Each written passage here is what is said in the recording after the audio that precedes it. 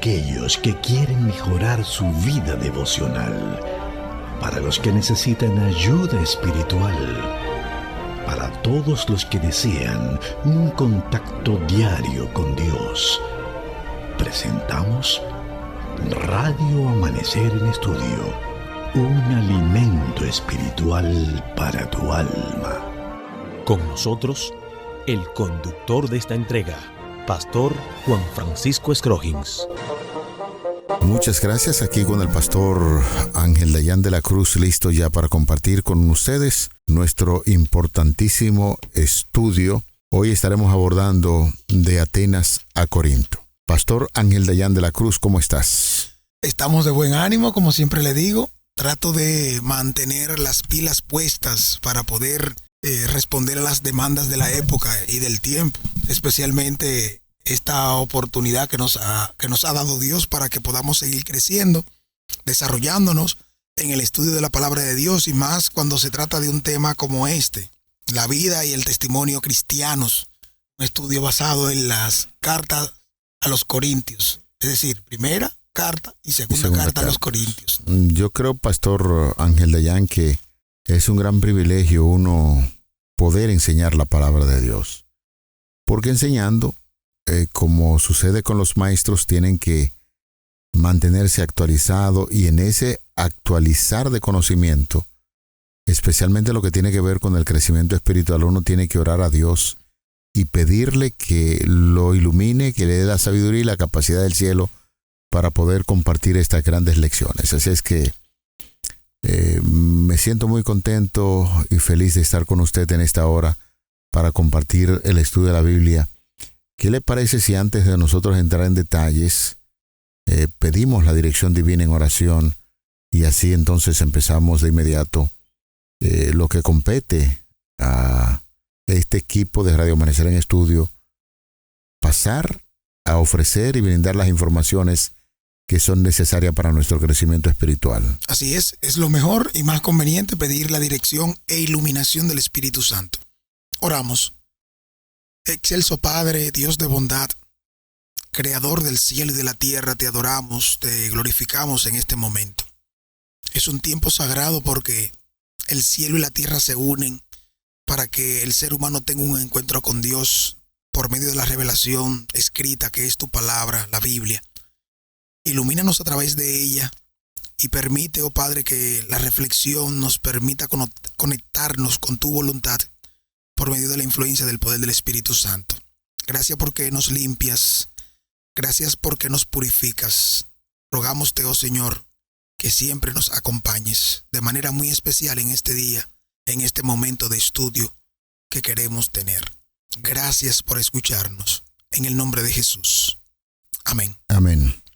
Yo creo, Pastor, que sería bueno refrescar el título de la lección número 1. ¿Cómo se titula? El ministerio de Pablo en Corinto. Y si no es mucha molestia, ¿podría usted compartir con nosotros el texto que está sirviendo de base, de fundamento en esta semana? Claro. Hechos capítulo 18, los versículos 9 y 10, dice la palabra de Dios. Entonces el Señor dijo a Pablo en una visión nocturna: no temas, sigue hablando y no calles, que yo estoy contigo, y ninguno te podrá dañar, pues tengo mucho pueblo en esta ciudad. Alguien, para referirse a la última conversación que tenía con sus alumnos, aunque pasara una semana, él decía, y como decíamos ayer, para refrescar precisamente que usted hacía un fuerte énfasis en ese texto de la Biblia a memorizar, para hablarnos de que Pablo fue llamado para trabajar con los gentiles. Aunque tuvo mucho encuentro con los judíos y predicaba con poder, definitivamente que este pasaje de la Biblia nos está diciendo que Pablo fue llamado para trabajar con muchos pueblos, para decir con muchas personas. Y hoy, Pastor, tenemos o llamamos la atención de lo que estaremos estudiando en este día, de Atenas a la ciudad de Corinto. Es importante que podamos ver algunos elementos. Fíjense que el ministerio de Pablo en Corinto está descrito de manera especial en la Biblia, en el libro de los Hechos, el capítulo 18 de manera puntual. Ahí vemos cómo el apóstol había ministrado allí durante aproximadamente unos 18 meses. Esta antigua ciudad de Corinto había sido destruida por los romanos cercana más o menos en la fecha de el 146 antes de Cristo, y fue reconstruida ya para el año 44 antes de Cristo por Julio César como una colonia romana. Esta ciudad se convirtió prontamente en un centro político y económico muy importante, estratégicamente situado de manera muy directa en la parte oriental del Imperio Romano, cerca de sus dos o entre dos puertos conocidos como Cencrea y también Laqueo al oeste. Estos dos elementos, estos dos puertos ofrecían una conexión muy segura realmente entre estos dos mares, el Egeo y el Jónico especialmente. Noten ustedes que el control de Corinto sobre los dos puertos y sobre la carretera que cruzaba el istmo de aproximadamente unos 6 kilómetros, específicamente al norte y al sur, entre el este y el oeste, le permitían a la ciudad ser un centro, ser especial, ser de atracción. Y ahora, cada uno de los elementos que se van a analizar, que se van a dar, van a presentar el porqué de Pablo, el por qué Pablo se mueve de Corinto a Atenas, que las circunstancias que provocaron el movimiento y la influencia, pese al interés que ya había en Pablo de que el mensaje siguiera expandiéndose, ya que Pablo solo procuraba día y noche presentar a Cristo y a este crucificado, según la misma palabra lo evidencia. Es decir, pastores Crojins y amigos que nos escuchan, hermanos que están unidos en el estudio, necesitamos ver cómo esta gran ciudad ofrecía grandes posibilidades económicas y oportunidades de ascenso social que atraían personas de todas las nacionalidades. Todos los pueblos costeros. Yo soy oriundo de un pueblo costero. Yo soy de Jaina. Es un municipio de San Cristóbal, al sur del país iniciando. Es importante que entendamos que por demás está decir que todos los pueblos costeros tienden a ser muy populares, muy atractivos, y la fuente de personas que entra y sale de diferentes partes del país y del mundo sirve como un nexo, como una estrategia para que, dependiendo de mi interés, si es comercial, si es político o qué, evidentemente que yo me voy a aprovechar de ese beneficio. En este caso, Pablo, notamos que ese interés que tiene mayúsculo es para que el evangelio se propague. Y propagar el evangelio desde ahí significa que llegue y se ramifique a otras partes con personas de todo estrato social. La misma ciudad de Corinto, la iglesia, era una iglesia cosmopolita, donde había esclavos y libres, ricos y pobres, que son los elementos que se van a denotar en parte de las problemáticas propias de la iglesia. Sí. Recuerden ustedes, podremos analizar más adelante con mayor propiedad el tema en los abusos de la Cena del Señor. Recordarán en el capítulo 11, versículos 17 al 21, de manera específica, que las observaciones que hace Pablo y los puntos que se presentan con respecto a división, a partidarismo, sectarismo, menosprecio de uno, del rico y el pobre, tienen que ver precisamente por el estilo y el tipo de iglesia, el tipo de ciudad, el tipo de lugar donde se encuentran. Claro que es un detalle, un elemento básico que nosotros estábamos compartiendo con los oyentes en la parte introductoria. Al ser una ciudad donde había un impacto de mucha gente, diferentes culturas, diferentes dioses, eso impactó de manera muy negativa también. La idolatría fue siempre un pecado capital en ese sentido. Idolatría y la sexualidad. Sí, promiscuidad sexual. Sí, la parte ética está afectando mucho a esta iglesia. Y voy a repetir de nuevo lo que decía anteriormente. Los pueblos no escapan de algunos elementos culturales, y que esos elementos culturales, donde debo decir, no escapan en las iglesias, porque las iglesias, en ese sentido, enfatizando, la iglesia no se escapa al lugar donde está, sino influencia cultural, económica, comercial, etcétera. Se meten muchos elementos culturales, a veces no buenos y se asumen como si fueran buenos, y eso es lo peligroso. Otros convenientes que pueden servir y pueden ser de ayuda. Pero los elementos culturales van a afectar siempre el lugar donde está la iglesia. Siempre. Eso es así. Ahora, está de parte de los dirigentes y de los miembros de la iglesia determinar y establecer pautas de qué cosa nosotros debemos asimilar o no para evitar las cismas que había en la iglesia de Corinto. Muchos problemas que estaban dentro de la iglesia y que había que resolver. Y en este detalle que estamos analizando en el día de hoy, de Atenas a Corinto, es importante destacar que en los tiempos del apóstol Pablo, alrededor del año 50 de Jesucristo, el viaje de Atenas a Corinto se realizaba a pie o en barco y tomaba entre 2 y 3 días de travesía. Eso es muy importante. En esta ruta terrestre, por ejemplo, es la opción más probable que describen los historiadores. Pablo habría caminado unos 80-85 kilómetros siguiendo la vía costera conocida como la vía del Lequeo o caminos pavimentados de la época. Un punto muy importante que tiene que ver con la ruta marítima en barco. Si Pablo optó por navegar desde el puerto del Piero, Atenas, el barco lo habría dejado en el puerto de Cencreas, el puerto oriental de Corintio, en el Golfo Sarónico, y el viaje marítimo dependía totalmente de los vientos, pero solía tomar un día completo de navegación activa. Por eso, más adelante, cuando estemos entrando más de lleno en algunos capítulos de la historia de Pablo, pues estaremos mirando esos detalles. De manera que, siendo Corinto una metrópolis romana bulliciosa, a diferencia de la intelectual y más tranquila Atenas, Corinto era la capital de la provincia romana de Acaya. Era una ciudad multicultural, como muy usted importante, bien muy política. Estaba, sí, claro, como usted estaba puntualizando, densamente poblada, llena de mercaderes, marineros y atletas debido a los Juegos Olímpicos. Y tras ese viaje de Pablo, se estableció en Corinto durante 1 año y 6 meses, según Hechos 18:11, donde trabajó haciendo tiendas de campaña junto a Aquila y Priscila. Noten ustedes que la decisión estratégica de Pablo de invertir de su vida unos 18 meses en este ministerio en la ciudad de Corinto nos da a nosotros un excelente ejemplo para que podamos analizar un poquito de manera puntual la planificación en el cumplimiento de la misión que Pablo llevó a cabo allí.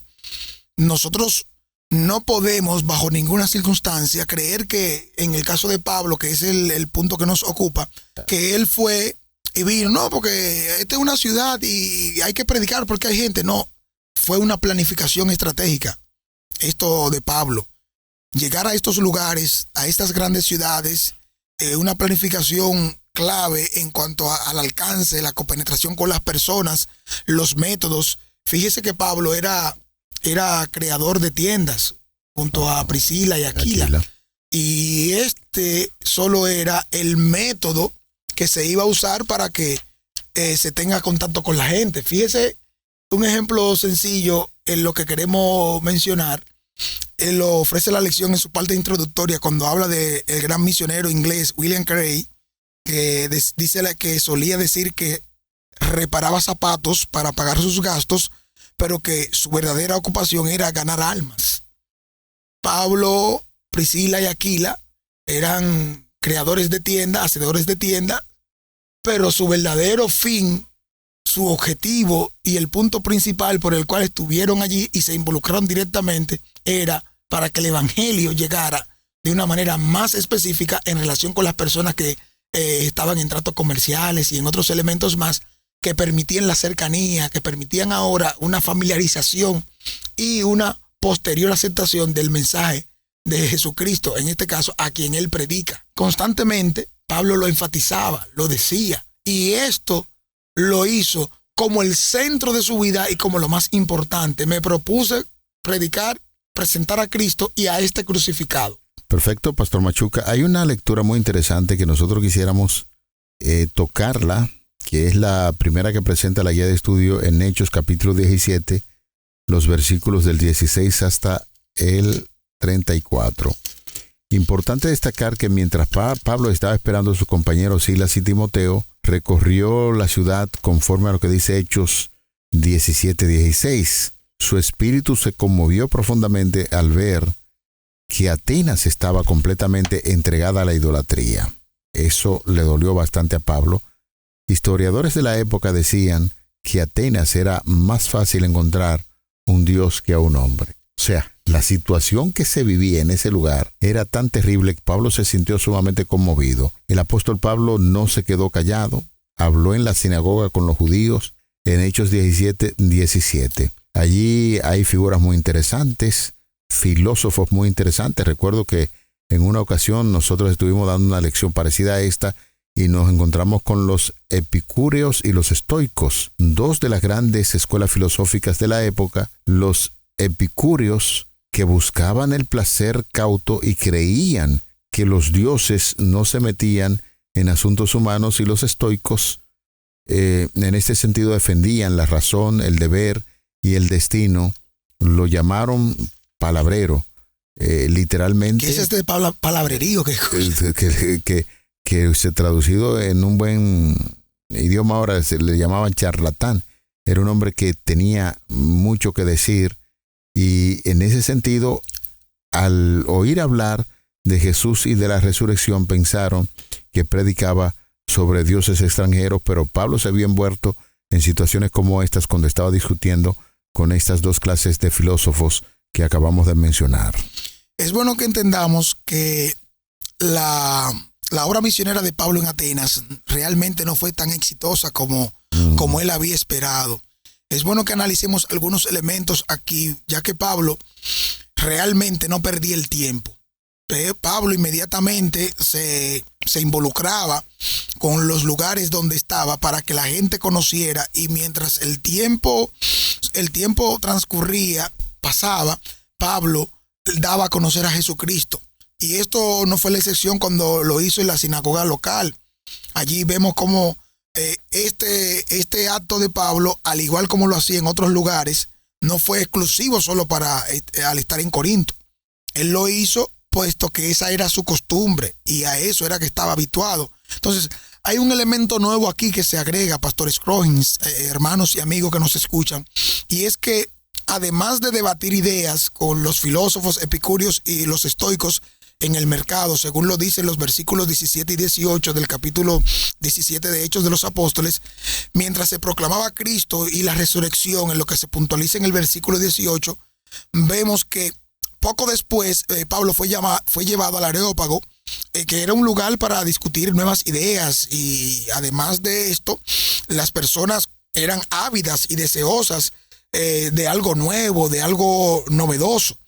En el capítulo 17, versículos 22 al 31, vemos cómo se detalla este discurso de Pablo en el Areópago, donde abordó temas como la resurrección de los muertos, así como algunos puntos con respecto a la obra de ese Dios, al Dios no conocido, que realmente vino, se encarnó, que resucitó, y que también a través de él podemos obtener la salvación y la vida eterna.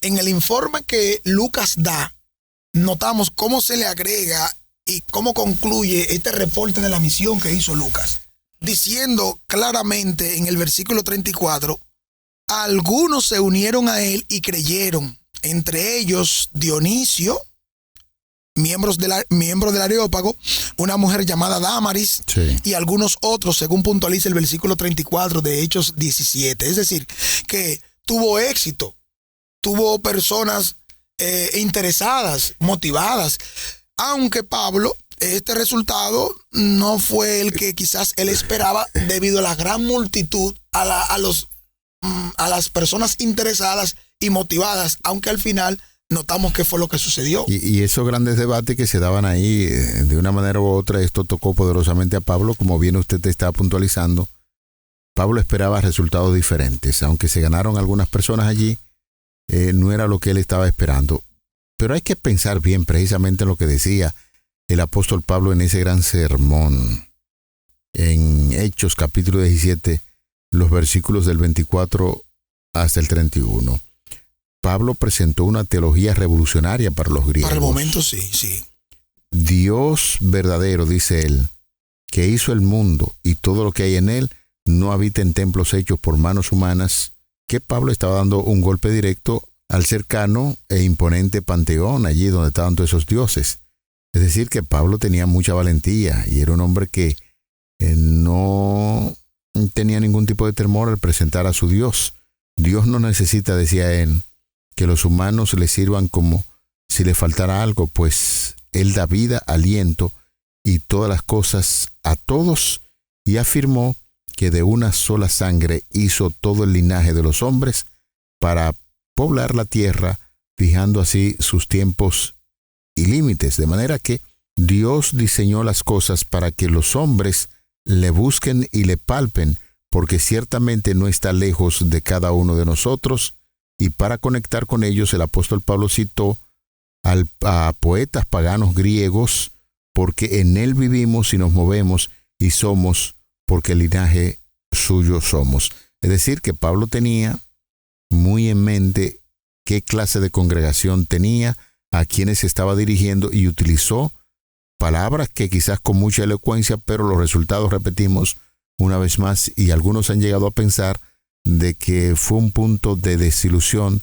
de Pablo en ese lugar, y entonces fue cuando se planificó, como dice en Hechos capítulo 18, que es la segunda parte de la cita, otro viaje donde los resultados fueron totalmente diferentes. Realmente, Pastor Scroggins, amados hermanos, debemos decir claramente que todo resultado de la predicación del Evangelio, de impacto comunitario, multitudinario o individual o público en sus máximas expresiones, es motivo de celebración. ¿Sí o no, pastor? ¿Usted no se siente contento cuando alguien abre la puerta para estudiar la Biblia con usted?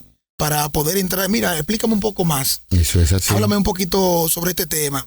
Tuve la oportunidad, ayer estuve hablando con una persona profesional, un gran hombre de leyes y de gran conocimiento, y nos sentimos contentos ambos en ese intercambio de conocimiento de cada una de las áreas, aplicándolo en el contexto de la predicación del Evangelio o el conocimiento de Jesucristo. Y las personas en todos los niveles donde nos encontramos, cuando se acercan a Jesús y tienen un contacto con Dios, el Espíritu Santo va haciendo su trabajo, poco o mucho, en el momento o después. La palabra de Dios, la misma, dice que no volverá vacía. Dios, en su tiempo, el fruto que va a dar esa semilla sembrada, el Espíritu Santo es el que se encarga. Yo solo soy enviado, llamado a sembrar el Evangelio. Noten ustedes aquí cómo la transición que hace Lucas de la estadía de Pablo en Atenas, en su llegada a Corinto, es un poco abrupta, según se puede inferir en ese sentido, porque él no explica el por qué Pablo dejó realmente Atenas y se fue a Corinto. Ahora bien, una razón, según se argumenta, podría ser que tuvo poco éxito, tuvo poca aceptación. Entonces, al tener poca aceptación, vamos a otro lugar. Más algunos problemitas que se dieron, en ese sentido, lo vemos y lo entendemos en base a la declaración que da el mismo libro, la misma carta a los Corintios en el capítulo 1, especialmente capítulo 2, versículo 2, cuando él mismo declara: porque me propuse no saber nada entre ustedes sino a Jesucristo y a él crucificado. Entonces, con esta declaración, la estrategia de Pablo de debatir en el Areópago con estos filósofos estoicos y epicúreos, lo notó, lo entendió, que el resultado no fue el mejor, por lo tanto no es la mejor técnica. Vamos entonces a variar, y ahí cambia lo que usted dice. Es que cuando tú estás haciendo algo y ves que no te da resultado, vamos a variar. Te sientes, dice, bueno, vamos a estudiar por qué fue que pasó esto, y empieza a analizar y empieza a estructurar luego una forma de cómo hacer el trabajo diferente. De hecho, ya usted acaba de mencionar ahora un giro que da el apóstol Pablo. Deja Atenas y viaja a Corinto. Allí es importante, conoció un matrimonio judío llamado Aquila y Priscila. La obra de Dios siempre tiene que auxiliarse de hombres y mujeres, y los hogares bien representados en términos cristianos es de mucha ayuda en las comunidades. Por eso allí Pablo se asocia con Aquila y Priscila. Creadores de tiendas. Claro, también. Ellos acaban de llegar también de Italia, porque el emperador Claudio había ya ordenado la misma persecución que todos los judíos salieran de Roma, y hubo un hecho histórico dado por los historiadores alrededor del año 49-50 de Jesucristo. De manera que cuando Pablo se está asociando con personas que realizan actividades semejantes a él en términos de construcción y de actividades que el apóstol Pablo utilizaba para vivir, se queda a vivir allí, a trabajar con ellos, porque compartían el mismo oficio, eran hacedores de tiendas de campaña, fabricantes de lonas, de cuero o pelo de cabra, y esto nos muestra a un Pablo autosuficiente en términos de producción, en términos de hacer cosas para ganarse la vida, trabaja con sus manos para no ser una carga económica para otros. Vemos que en este contexto ahora Pablo en Corinto adoptó un estilo más directo que él mismo definió como el mensaje de la cruz, ahí en el versículo 18 del capítulo 1 de la primera carta a los Corintios. Entonces, Pablo mismo es el que explica: los judíos piden señales y los griegos buscan sabiduría, pero nosotros predicamos a Cristo y a este crucificado. Ahí la descripción que se dan de los versículos 22 al 23 de primera carta a los Corintios capítulo 1. Es decir que la estrategia de Pablo en Corinto resultó ser muy buena. Plantó con éxito una iglesia que en esta ciudad sirvió como un referente. Tanto que estas cartas, estos documentos, estos manuscritos de primera carta a los Corintios y segunda carta a los Corintios se constituyen como uno de los documentos más antiguos del Nuevo Testamento en escribirse, conjuntamente con los evangelios, es decir, en tiempo o cercanía de fecha me refiero. Finalmente en este viaje, Pablo le va dando mucho sentido a su llamado. Trabajó con los judíos, y entonces vemos ahora que empieza allí a trabajar con los gentiles. Como era su costumbre, cada sábado el apóstol Pablo discutía en la sinagoga local, tratando de convencer tanto a los judíos como a los griegos de que Jesús era el Mesías, y ese era el punto principal. Es decir, que de Atenas a Corintio nos invita a reflexionar ciertamente. Siempre que nosotros tenemos en mente algún plan, alguna estrategia, hay que consultarlo plenamente con el Señor.